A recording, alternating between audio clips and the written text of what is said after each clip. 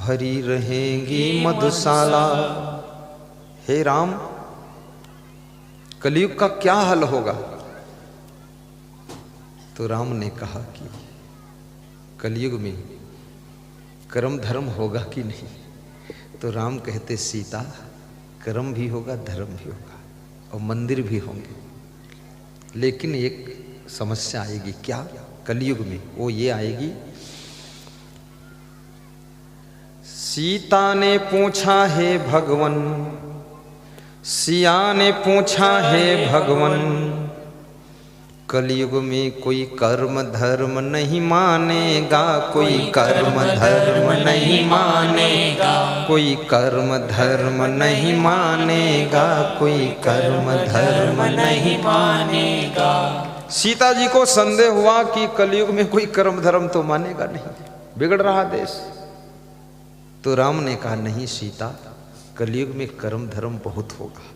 बोले अच्छा, तब तो अच्छा होगा, तो फिर क्या नहीं होगा कलयुग में? तो राम कहते हैं सिया ने पूछा है भगवन, कलयुग में कोई कर्म धर्म नहीं मानेगा, कोई कर्म धर्म नहीं मानेगा, कोई कर्म धर्म नहीं मानेगा, कोई कर्म धर्म नहीं मानेगा। तो राम कहते हैं कि कर्म भी होगा धर्म भी होगा, लेकिन शर्म नहीं होगी। कर्म भी होगा धर्म भी होगा, लेकिन शर्म नहीं होगी। राम कहते कर्म धर्म सब होगा, लेकिन शर्म थोड़ा कम हो जाएगी, बेशर्म लोग ज्यादा होंगे। ये शर्म भी जरूरी है, शर्म बहुत बड़ा काम करती है।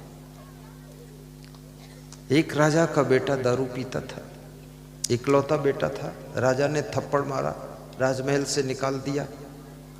बेटा हंसता हुआ चला गया। राजा को दुख हुआ, मंत्री से कहा चलो ढूंढे कहाँ गया है। जोश में थप्पड़ तो मार दिया, पर पता नहीं आए लौट के ना आए, इसलिए ढूंढ लेते हैं। ढूंढने गए तो देखा जा करके एक वेश्या के घर पर बैठा हुआ फिर दारू पी रहा है, लफंगों के साथ में। कितने लोगों के लड़के लफंगों में फंस गए। छोटी सी उम्र में जर्दा खा रहे, पुड़िया खा रहे, तमाकू खा रहे, दारू पी रहे, इधर उधर घूम रहे, सुनते नहीं समझते नहीं। बाप थप्पड़ मार दे तो खीसे काटते फिर घूम रहे हैं। ऐसे बच्चे जिनको मिल गए तो समझ लो उनको दुख ही दुख मिलेगा उनसे। तो राजा ने जब देखा कि वो वेश्यालय में बैठा दारू पी रहा है, 16 साल की उम्र में ये हालत हो गई, तो मंत्री ने कहा इसको रंगे हाथ पकड़ो और यहीं पीटो।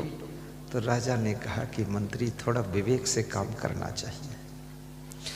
उस लड़के की नजर भी अपने बाप के ऊपर पड़ गई, राजा साहब पर पड़ गई कि मेरे पिताजी आ गए। अरे तो साथियों के साथ बैठा था, बोले कहाँ छिप जाऊं, कहाँ भागूं? बोले कुछ नहीं छिपने को। तो एक तिनका उठाया, खरपतवार का तिनका आंख के सामने कर लिया। बोले तिनका की आड़ ले लेता। तो राजा की आंखों में आंसू आ गए। बोले अभी मेरे बेटे के आंख में तिनका भर की शर्म है, इसलिए सुधरने की संभावना है अभी, इसलिए इसको रंगे हाथ नहीं पकड़ना चाहिए। छोड़िए, वापस लौटिए, बाद को इसको सुधारता हूं। तिनका भर की भी शर्म जिसके पास है वो अभी भी सुधर सकता है। जिसके पास में तिनका भर की शर्म नहीं बची, अब वो नहीं सुधरेगा। इसलिए शर्म, अभी मैं यहाँ बैठा प्रवचन कर रहा हूँ, मैं भी शर्म रखता हूँ, बेशर्म नहीं हूँ। शर्म है, इसलिए ठीक से कपड़ा पहन कर बैठता हूँ, नहीं ऐसे खुल्लम खुल्ला थोड़ी बैठूँ। और सब माताओं बहनों के पास भी शर्म है, सब धोती ठीक से पहन कर बैठी है। इधर लोगों को थोड़ी शर्म है, थोड़ा कपड़ा ठीक पहन कर बैठे, नहीं तो बड़ी बड़ी टांगें खोल कर बैठे मेरी ओर। थोड़ा शर्म तो होना चाहिए। शर्म हमें धर्म की ओर ले जाती है। तो राम कहते हैं कलयुग में थोड़ा शर्म कम हो जाएगी, लेकिन मैं कहूँगा थोड़ी थोड़ी शर्म आप रखिए, शर्म आपकी रक्षा करेगी। राजा अपने बेटे को सत्संग में ले जाता है। सत्संग बच्चा सुनता है, उसका विवेक जग जाता है, दारू छोड़ देता है, वेश्या का संबंध भी छोड़ देता है और दिव्य राजकुमार बन जाता है। याद रखना, गोबर में गिरा हुआ सोना भी दिखता है कि उसके ऊपर गोबर लगा है, लेकिन वो सोना को उठाकर अगर स्वच्छ जल में धो दिया जाए तो गोबर धुल के अलग हो जाएगा और सोना फिर वो चमक जाएगा। इसी तरह से अगर किसी बुराई में तुम फंस गए हो, बुराइयों का, अवगुणों का गोबर तुम्हारे ऊपर लग चुका है, तो उसमें से निकल कर बाहर आइए और सत्संग के स्वच्छ जल से अपने को धो डालिए, तो आप फिर से दिव्य आत्मा हो जाएंगे, पवित्र आत्मा हो जाएंगे।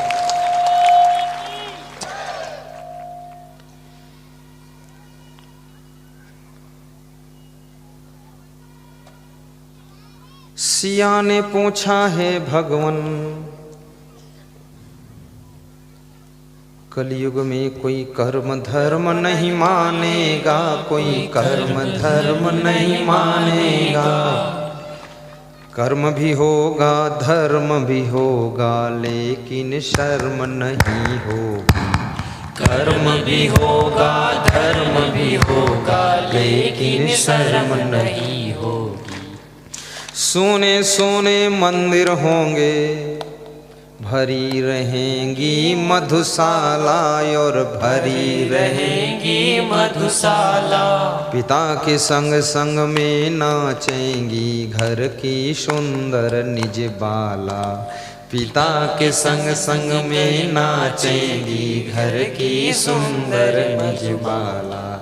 रामचंद्र कह गए सिया से, ऐसा कलयुग आएगा, हंस चुनेगा दाना दुन का, कौआ मोती खाएगा, कौआ मोती खाएगा।